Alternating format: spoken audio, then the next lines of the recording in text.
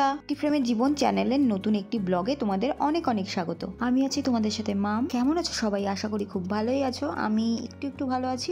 Daily ব্লগগুলো আমি continue করতে পারছি না, কারণ শরীরের কন্ডিশন খুবই খারাপ। তোমরা বুঝতেই পারছো, একদম লাস্ট। ডক্টর আশা করি এই মান্থের মধ্যেই আমার ডেট দিয়ে দেবে। আমি ছোট ছোট ক্লিপ তুলে শেয়ার করার চেষ্টা করব। যাই হোক, থাম্বনেল দেখে তোমরা তো বুঝেই গেছো যে ভিডিওটা কি নিয়ে হতে চলেছে। তো সেদিনকে ম্যাটারনিটি শুট করতে গেছিলাম। বেশ কয়েকদিন আগের ভিডিও এটা। ম্যাটারনিটি শুটের জন্য আমি এই বডিকন ড্রেসটা চুজ করেছিলাম, যেটা আমার বোনের। সেদিনকে একদিকে ফটোশুট করতে যাব বলে খুব মজা হচ্ছিল, আর দ্বিতীয়ত অনেক দিন পর বাড়ি থেকে বেরোবো বলে মজা হচ্ছিল। তো আমি ড্রেসটা পরে কিছু শুট টুট নিয়ে তারপর মেকআপ করতে শুরু করে দিয়েছিলাম। মেকআপের ফুল শর্ট ভিডিওটা আমি শেয়ার করে দেবো আলাদা করে। প্রেগনেন্সির প্রথম তাও একটু স্কিন কেয়ার করতে ভালো লাগতো, কিন্তু লাস্টের দিকে এসে মোটেও মন চায় না, সবসময় মনে হয় শুয়ে থাকি। আর এই যে ক্যামেরা ধরে আছে, ওটা আমার বোনের হাত। এখানে আমি ট্রাইপডটা সেট করতে পারছিলাম না বলে আমার বোনই আমাকে বললো যে আমি ফোনটা ধরে দিচ্ছি, তুই তোর কাজ কর। জীবনে একটা বোন থাকলে না অর্ধেক প্রবলেম সলভ। যাই হোক, আমি ওয়েট টিস্যু দিয়ে ভালো করে মুখটাকে পরিষ্কার করে নিলাম। আর চোখ দুটো তো আমার দেখারই মতন না, মনে হচ্ছে কিনা পুরো পান্ডা। কানটাকে কালো আর নাকটাকে বড় করে দিলেই আমাকে পুরো পান্ডার মতন দেখতে লাগবে। যাই হোক, কি আর করা যাবে, এইভাবেই জীবন চালাতে হবে। তো এটা আমার ফাইনাল লুক। আমি ফুল রেডি হয়ে গেছি। এবার আমার বরটাকে রেডি করার পালা। আর আমি মেকআপ ভিডিওটা দিয়ে দেবো। তোমরা জানিও আমার লুকটা কেমন হয়েছে, আর এরকম পান্ডা লুকে আমাকে কেমন লাগছে অবশ্যই কমেন্ট করে জানিও। তো চলো, আমরা সবাই রেডি হয়ে গেছি, এবার বেরোনো যাক। সেদিনকে বাইরের ওয়েদার খুবই গরম ছিল, কিন্তু বৃষ্টি হচ্ছিল। এত জোরে জোরে বৃষ্টি হচ্ছিল যে আমার ভয় লাগছিল যে আমরা বেরোতে পারবো কিনা। তারপরে দেখলাম ঠিক বেরোনোর মুখে বৃষ্টিটা ধরে গেল, কিন্তু গুড়ি গুড়ি বৃষ্টি পড়ছিল।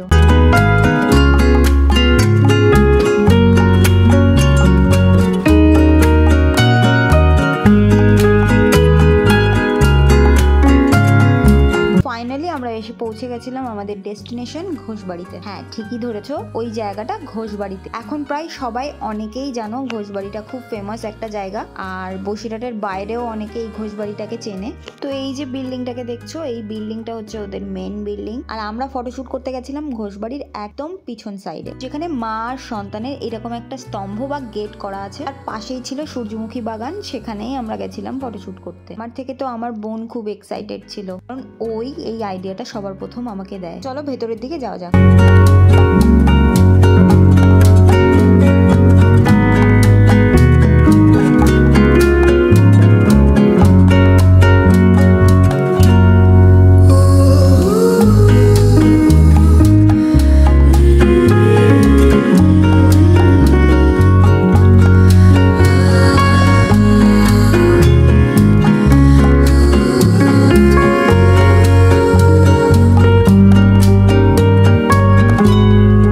আমাদের আসার কথা ছিল 3:30, আর আমরা এসেছি 4:30 বলে ক্যামেরাম্যান পুরো রেগে বোম হয়েছিল। যাই হোক, কি আর করা যাবে, বৃষ্টি পড়ছিল বলে ওই জন্য একটু লেট হয়ে গেল। তারপর শুরু হলো আমাদের ফটো সেশন। মাঝখানে মোটামুটি ভালোই জোরে বৃষ্টিও পড়ছিল। এটা বেশ সুন্দর ছিল। যদি এই গরমের মধ্যে রোদ উঠতো তাহলে আর ম্যাটারনিটি শুট করতে হতো না। আমরা যখন ফটো শুট করছিলাম, আমার বোন সুন্দর সুন্দর কিছু সিনেমেটিক ভিডিও নিয়েছিল, সেগুলো আমি তোমাদের সাথে শেয়ার করেছি। তো চলো সেই ভিডিওগুলো দেখে নাও।